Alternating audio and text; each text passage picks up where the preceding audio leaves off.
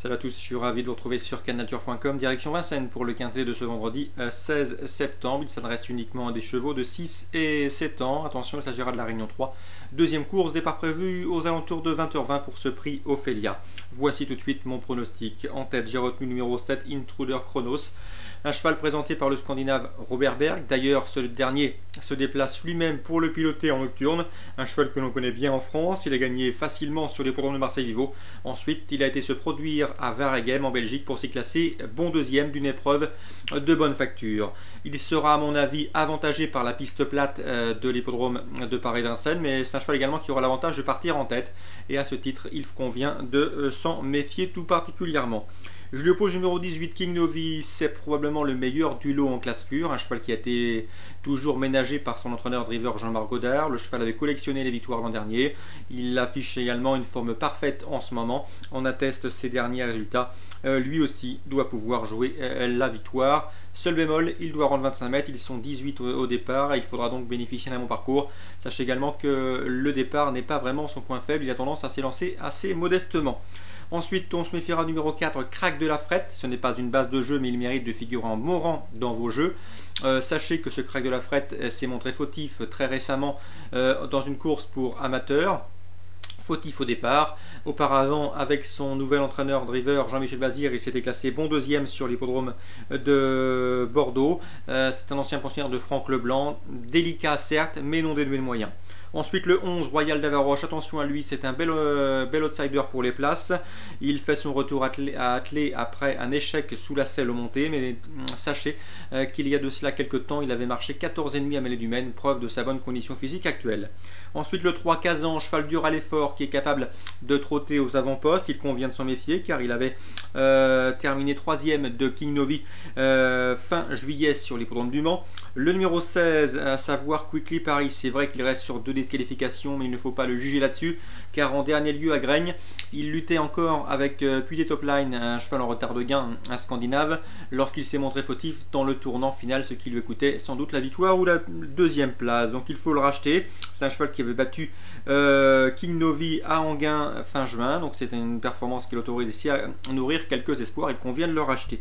Le numéro 9, Rivage d'Oléron, c'est un outsider dans cette épreuve, mais je m'en méfie, et ce pour diverses raisons. Non seulement Serge Pelletier n'a pas pour habitude de présenter ses pensionnaires à Vincennes, il convient toujours de s'en méfier. Le cheval sera également déféré des 4 pieds, chose qui n'a pas été faite depuis plus de 2 ans. Donc dans ces conditions, méfiance, méfiance, il part en tête, il n'a pas de moyens. Cette dernière course avait pour but de préparer cet engagement, donc attention à lui.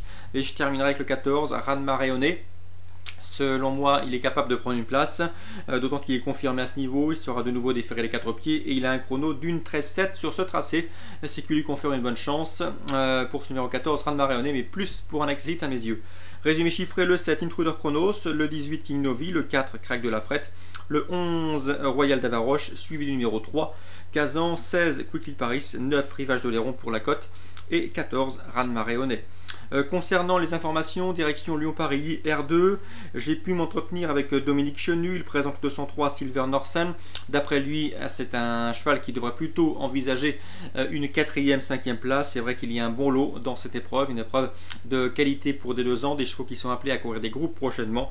Je pense notamment au 206 Nutello qui aurait pu courir le prix des chaînes le lendemain à Longchamp. C'est un groupe 3, un cheval de qualité. Attention également au 208 Topeka qui reste sur 2 plaisants succès, rien ne s'oppose à une confirmation.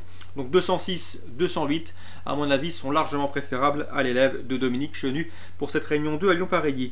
Toujours Pareilly avec le 812 Championne d'Ouilly, toujours l'entraînement de Dominique Chenu. Attention à cette jument, elle se retrouve très bien placée sur l'échelle des valeurs, elle a même un peu de marge. Sachez également qu'elle revient bien à l'exercice, c'est ce que m'a confié Dominique Chenu. Donc il ne faudrait être nullement surpris de la voir jouer un bon rôle. Il s'agit d'une course handicap, donc sans doute de beaux rapports en perspective.